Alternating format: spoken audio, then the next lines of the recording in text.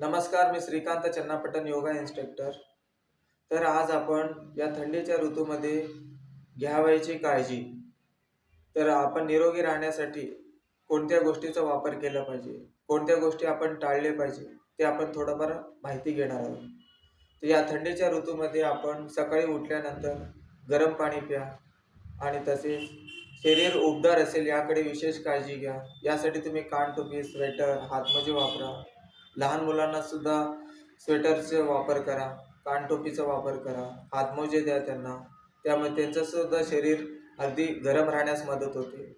आणि खाण्यासाठी आपण अगदी पौष्टिक आहार घ्या. पचनास जे हलकं आहे ते पदार्थाचा वापर करा. ओके. आणि त्यासोबतच आपण आलं, लसूण आणि ब्रोकोली या पदार्थांचा आपल्या अन्नामध्ये समावेश करा.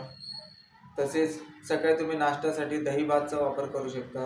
आणि फळ जरा तुम्हाला एखादं खायचं असेल तर डाळिंबचा वापर करू शकता.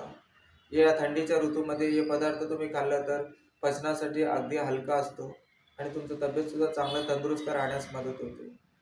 एखादा तुम्हाला जरा सर्दी खोकला होत असेल तर तुम्ही गरम पाण्यामध्ये मध आणि लिंबू पिळून घेऊ शकता. आणि हर्बल टीसुद्धा घेऊ शकता. हर्बल टीमध्ये तुम्ही तुळस आणि आलं किंवा दालचिनी याचं तुम्ही हर्बल टी बनवून घेऊ शकता. किंवा कोणत्यातरी एका भाज्याचा सूप बनवून सुद्धा पिऊ शकता. त्यामुळे तुमची तंदुरुस्ती चांगली टिकून राहते या थंडीच्या ऋतूमध्ये. तसेच विशेष करून तुम्ही वृद्ध व्यक्तींची सुद्धा काळजी घ्या. घरात जे कोणी वृद्ध व्यक्ती असतात त्यांच्यासाठी तुम्ही पाणी गरम करून द्या. ते गरम केलेलं पाणी अगदी वृद्ध व्यक्तींसाठी एक औषधाप्रमाणे काम करते.